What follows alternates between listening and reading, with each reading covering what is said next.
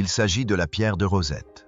Elle a permis de déchiffrer les hiéroglyphes égyptiens et constitue l'un des trésors les plus précieux et les plus inestimables du British Museum. L'inscription sur la pierre de Rosette est un accord fiscal entre les prêtres. Et quel pharaon égyptien et si tout ce que nous pensions comprendre du passé n'était qu'une illusion. Depuis plus de 2 millénaires, un seul artefact se trouve au cœur de l'histoire de l'humanité. Discret, modeste et pourtant suffisamment puissant pour révéler toute une civilisation disparue. La pierre de Rosette n'était pas qu'une simple découverte. C'était une avancée majeure qui nous a permis d'entendre à nouveau les voix de l'Égypte antique. Les érudites pensaient avoir percé son code.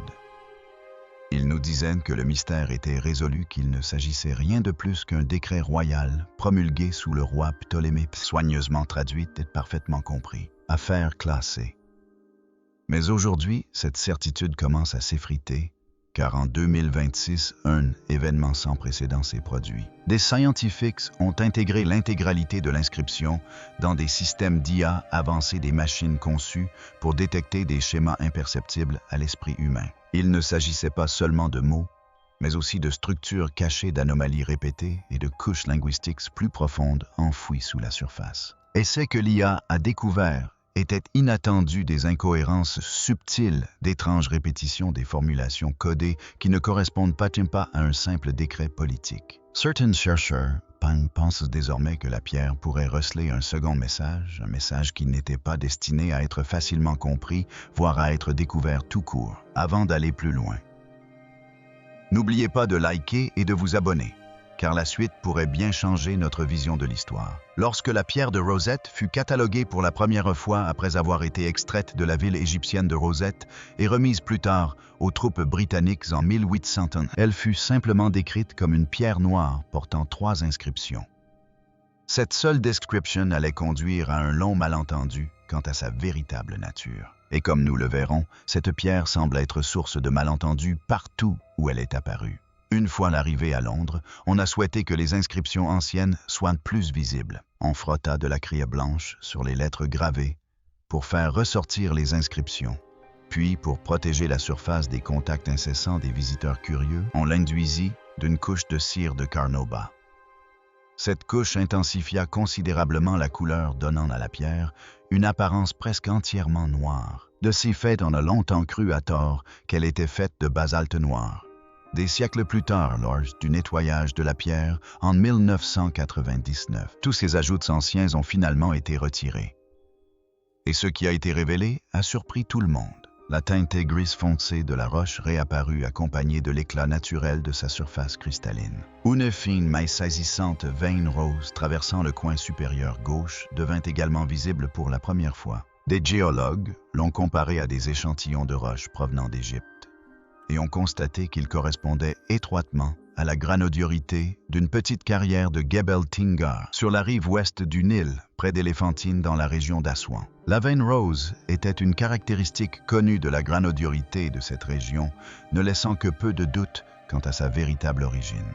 La pierre elle-même est un bloc gros et lourd. Il mesure environ 1 m de haut, 74 cm de large, et a une épaisseur d'un peu plus de 28 cm. Son poids est immense, environ 760 kg, soit approximativement 680 lb. Pour un objet d'apparence si banale, sa présence physique est impressionnante. Ce qui rend cette pierre si remarquable, ce sont les 3 écritures différentes gravées sur sa surface. La partie supérieure contient d'anciens hiéroglyphes égyptiens écrits dans une forme appelée moyen égyptien, un style ancien presque archaïque même à l'époque, choisi spécifiquement pour les textes religieux et officiels. En dessous, sur la 2e section est écrite en caractères démotiques, la forme écrite courante de l'égyptien utilisée pendant la période ptolémaïque, reflétant beaucoup plus fidèlement la langue parlée de la vie quotidienne. Enfin, tout en bas, la 3e section est écrite en grec ancien, la langue administrative de l'Égypte, sous les Ptolémées. Or, voici un détail que l'IA soulignera plus tard comme étant significatif. La pierre que nous voyons aujourd'hui n'est qu'un fragment d'un ensemble bien plus vaste. La partie supérieure, en hiéroglyphes, est la plus endommagée. Seules les 14 dernières lignes restent visibles, et toutes sont abîmées. La partie centrale en démotique a mieux résisté, avec 32 lignes encore lisibles. La section grecque en basse est la plus complète, contenant 54 lignes, bien que même celle-ci s'interrompe vers un bord diagonal brisé. En comparant la pierre de Rosette avec des stèles similaires de la même période, notamment le décret de canopée de 238 AV, J.C., les érudites sont estimés que la pierre originale aurait été plus haute d'environ 30 cm. Cette section manquante aurait contenu 14 ou 15 lignes supplémentaires de hiéroglyphes. Et au-dessus de ce texte, d'autres stèles de ce type présentaient généralement une scène sculptée montrant le roi présenté aux dieux, surmonté d'un disque ailé. Symbol protector traditionnel de l'autorité divine. La pierre de Rosette telle qu'elle nous est passée parvenue ne contient aucune de ces informations. Ces éléments ont tout simplement disparu. Qui soulève une question à laquelle l'IA reviendra plus tard. Qu'est-ce qui pourrait encore manquer pour comprendre ce que l'IA a trouvé de caché dans le texte? Nous devons d'abord comprendre ce que le texte dit officiellement et les circonstances dans lesquelles il a été écrit, car la version officielle et la réalité s'avèrent très différentes. La grande dalle de pierre fut érigée en l'honneur du roi ptolémécoin après son couronnement. Le décret gravé sur sa surface n'était pas une déclaration du roi lui-même. Il avait été promulgué par une grande assemblée de prêtres réunis dans l'ancienne ville de Memphis. Ils consignèrent la date dans les calendriers bestien et macédoniens et l'égyptien situant l'événement le 27 mars de l'an 196 avant GKC, la 9e année du règne de Ptolémée. Le décret nommait les prêtres officiants, honorait les femmes vénérées de la dynastie royale et louait la générosité du jeune roi. Mais déjà quelque chose cloche. Une seconde date apparaît dans le texte. Dans les versions grecques et hiéroglyphiques, une autre date est mentionnée. Le 27 novembre 597 avant GCC, qui marque l'anniversaire officiel du couronnement du roi. Le texte démotique propose ensuite une autre version, situant le décret et l'anniversaire à quelques jours d'intervalle en mars. Personne n'a jamais vraiment expliqué pourquoi ces documents ne concordent pas. Les chercheurs l'ont constaté pendant des années, l'ont attribué à une incohérence administrative et sont passés à autre chose. L'IA, elle n'a pas abandonné.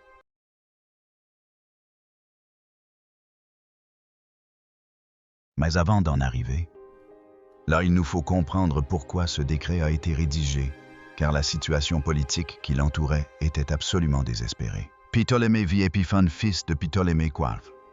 Philopator était devenu roi très jeune dans des circonstances d'une violence extrême. 16 ducs parents étaient morts dans un complot de cour impliquant la maîtresse de son père. Après leur mort, les conspirateurs avaient régné au nom du garçon. Leur pouvoir s'est effondré lorsqu'une rébellion a éclaté et que les habitants d'Alexandrie furieux se sont retournés contre eux. Un général du nom de Tlépolème prit alors le pouvoir en tant que tuteur du jeune roi.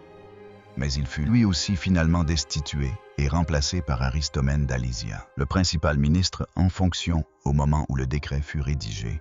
Entre-temps, la situation extérieure de l'Égypte n'était pas meilleure. Antiochos III, souverain séleucide, et Philippe V, roi de Macédoine, s'étaient alliés dans le but précis de se partager les territoires ptolémaïques. Philippe s'empara d'îles et de villes en Carie et en Thrace.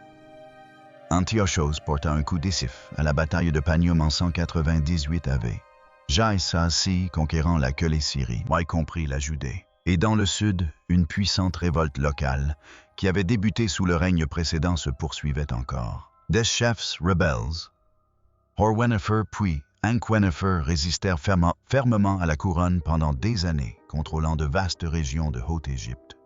Dans ce chaos, un garçon de 12 ans fut officiellement couronné pharaon à Memphis 7 ans après le début officiel de son règne. Et presque aussitôt après la promulgation de ce décret, il louait officiellement la générosité du roi.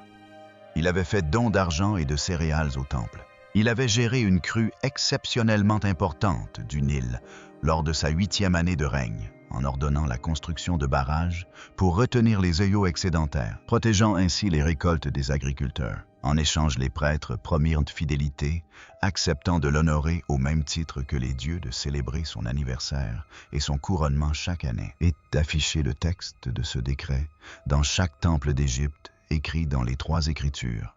Le décret était en somme un document de survie politique. Un jeune roi sans véritable pouvoir, entouré d'ennemis extérieurs et de rébellions intérieures, s'assurait la loyauté des prêtres les plus puissants d'Égypte par des cadeaux et des flatteries. Le clergé de Memphis, la plus haute autorité religieuse du pays, était ainsi officiellement rallié à sa cause. Cela a toujours été admis. Mais l'IA aperçut quelque chose de totalement différent, le mystère est enfin percé. Pour apprécier pleinement la découverte de l'IA, il faut comprendre combien de temps la signification de cette pierre est restée perdue et combien l'humanité a œuvré pour la retrouver. Après la chute de l'Empire romain, la capacité de lire les hiéroglyphes a peu à peu disparu. L'écriture était devenue si spécialisée au fil des siècles que seul un petit cercle de prêtres et de scribes pouvait la comprendre même à la fin de son existence. Au IVe siècle de notre ère, presque plus personne en Égypte ne savait déchiffrer les anciens symboles. La diffusion du christianisme, la fermeture des temples, la disparition des lignées sacerdotales, tout cela a rompu la chaîne vivante du savoir. La toute dernière inscription hiéroglyphique connue a été gravée à Philae. Peu après un texte final écrit en caractères démotiques, y fit également son apparition. Puis le système d'écriture de l'Égypte antique disparut tout simplement, ne laissant derrière lui que des images muettes gravées dans la pierre. Pour les observateurs postérieurs, les hiéroglyphes semblaient être décoratifs plutôt que linguistiques, s'apparentant davantage à de l'art symbolique qu'à une véritable écriture. Au IVe siècle, un prêtre nommé Horapollo écrivit un livre intitulé Hieroglyphica, décrivant près de 200 glyphes et leur attribuant des significations. On lui a cru pendant des siècles. Une grande partie de cette croyance était erronée. Au lieu d'éclaircir le mystère, elle n'a fait qu'accroître la confusion. Au Xe et Xe siècle, des érudites arabes s'y sont essayés, comparant les hiéroglyphes avec la langue copte encore utilisée dans les églises égyptiennes. Des érudites européens des Xe et XVIIe siècles s'y sont également essayés. Athanasius Kircher a qualifié les hiéroglyphes d'énigmes du Sphinx. Personne n'y est parvenu. La découverte de la pierre de Rosette a tout changé, mais pas du jour au lendemain. Les progrès ont été lents. Les premiers érudites sont reconnus que la comparaison du texte grec avec la section démotique pouvait révéler les sons derrière certains symboles. Le diplomate suédois Johan David Åkerblad avait étudié l'écriture démotique à partir d'autres exemples et pensait qu'elle représentait une sorte de forme cursive du copte. L'orientaliste français Antoine-Isaac Sylvestre de Sacy reçut l'un des premiers tirages de la pierre en 1801 et remarqua rapidement que la partie centrale en démotique correspondait à l'écriture qu'Åkerblad avait étudiée. Ensemble, ils commencèrent à comparer le texte démotique avec le texte grec à la recherche de noms royaux qui apparaîtraient dans les deux versions. L'année suivante, de Sacy avait identifié 5 noms, Alexandros, Alexandria Ptolemaios, Arsinoé, et le titre royal Epiphans. Åkerblad publia un alphabet de 29 lettres dont plus de la moitié se révélèrent correctes, mais ils se heurtèrent à un obstacle. Ce qu'ils n'avaient quand même pas compris, c'est que le démotique n'était pas une écriture purement alphabétique. Il contenait des signes phonétiques, mais aussi des éléments idéographiques et symboliques qui ne correspondaient pas directement à des sons. Ce mélange a complètement freiné leur progrès. La percée suivante est venue de Thomas Young, le secrétaire aux affaires étrangères de la Royal Society à Londres. En 1814, après avoir correspondu avec de Sacy, il porta son attention sur les touches, les cadres ovales entourant les noms royaux en texte hiéroglyphique. À l'intérieur de l'un d'eux, il trouva une séquence de caractères correspondant au son qui correspondait au nom grec Ptolémée. Il remarqua également un point qui avait totalement échappé aux érudites précédents. Les écritures hiéroglyphiques et démotiques n'étaient pas des systèmes complètement distincts. Elles partagent jusqu'à 80 similitudes reconnaissables. Cette découverte était révolutionnaire. Elle signifiait que le démotique n'était pas une invention indépendante. Il s'agissait d'un descendant transformé de l'écriture hiéroglyphique. Young publia ses découvertes en 1819 dans l'encyclopédie, mais il ne put aller plus loin. La percée, la clé finale vint de Jean-François Champollion, un professeur de Grenoble animé d'une passion extraordinaire pour l'Égypte antique. En 1822, il examina des copies d'inscriptions de l'obélisque de Philae où les noms de Ptolémée et Cléopâtre avaient été identifiés par William John Banks. À partir de celle-ci, Champollion identifia les caractères phonétiques épelant Cléopâtre. En utilisant ces éléments, ainsi que les noms étrangers, figurant sur la pierre de Rosette, il a rapidement constitué un alphabet de hiéroglyphes phonétiques. Le 14 septembre 1822, il a présenté ses découvertes à l'Académie royale des inscriptions et belles-lettres à Paris. Dans une lettre détaillée adressée le même jour au secrétaire de l'Académie, il exposa sa découverte avec une précision extraordinaire. L'idée cruciale était la suivante. Les hiéroglyphes phonétiques étaient utilisés non seulement pour les noms grecs, mais aussi pour les noms égyptiens. Cela fut confirmé lorsqu'il reconnut les noms de Ramsès et Toutmosis à l'intérieur de cartouches à Abu Simbel l'année suivante. Avec cette confirmation, Champollion passa au-delà de la pierre de Rosette elle-même. S'appuyant sur des dizaines d'autres textes, il entreprit la construction d'une grammaire complète de l'égyptien ancien et d'un dictionnaire des hiéroglyphes. Il mourut en 1832, mais son œuvre fondatrice lui assura la place d'homme qui avait véritablement percé le mystère de ce qui était resté silencieux pendant 15 siècles. Après Champollion, les égyptologues ont continué à affiner les traductions des 3 écritures de la pierre de Rosette. Des égyptologues allemands ont produit des traductions latines révisées dans les années 1850. La première traduction anglaise est apparue en 1858. Les débats se sont poursuivis quant à savoir laquelle des 3 versions grecques démotiques ou hiéroglyphiques représentait le décret original. Certains soutenaient que le texte grec était principal, rédigé par l'administration ptolémaïque. D'autres insistaient sur le fait que la version hiéroglyphique portait la signification religieuse plus profonde. D'autres encore suggéraient que les 3 traductions avaient été réalisées simultanément, chacune avec un ton et un public légèrement différents. Ce qui était incontestable, c'était que les traductions étaient désormais quasiment achevées. La pierre avait été lue, le mystère était résolu. Du moins, c'est ce que tout le monde croyait jusqu'à ce que l'IA examine la question de plus près, la révélation concernant l'IA. C'est là que l'histoire prend une tournure véritablement inquiétante. Lorsque les chercheurs ont finalement analysé l'inscription complète de la pierre de Rosette à l'aide de systèmes d'intelligence artificielle avancés, des outils entraînés non seulement sur des langues connues, mais aussi sur des modèles linguistiques profonds à travers des milliers de textes, un phénomène inattendu a commencé à se produire. L'IA ne se contentait pas de traduire, elle posait des questions. Elle a commencé à signaler des détails que les experts humains avaient soit négligés, soit simplement minimisés. Le premier exemple concernait l'étrange problème des dates incohérentes. Pendant des années, les érudits ont remarqué que les sections grecques, hiéroglyphiques et démotiques ne correspondaient pas parfaitement. Mais la plupart ont supposé qu'il ne s'agissait que d'une erreur mineure. L'IA a perçu quelque chose de très différent. Elle a reconnu dans cette incohérence un schéma délibéré souvent utilisé dans les textes anciens conçus pour transmettre 2 messages à la fois, l'un évident et l'autre caché pour un public totalement différent. Puis vint une découverte plus profonde. Lorsque l'IA s'est concentrée sur la section hiéroglyphique, la partie la plus sacrée et la plus complexe du texte, elle a découvert des formulations qui n'apparaissent nulle part ailleurs dans les inscriptions royales de cette époque. Il ne s'agissait pas d'erreurs fortuites, mais de construction précise et intentionnelle. Comparés aux écrits religieux de l'Égypte antique, ces textes présentent une forte similitude de ton et de structure avec les textes d'avertissement, écrits à une époque où une civilisation craignait d'être au bord de l'effondrement. Autrement dit, il ne s'agissait peut-être pas simplement d'éloges pour un roi, mais bien d'un avertissement. Mais la découverte la plus troublante est venue ensuite. L'IA a détecté des références numériques et calendaires inhabituels dissimulés dans le texte, notamment dans les passages décrivant comment le roi Ptolémée V contrôlait le Nil et protégeait le pays. À première vue, elles semblaient ordinaires, mais une fois recoupées avec les données astronomiques de l'époque, elles ont mis en évidence une série d'événements.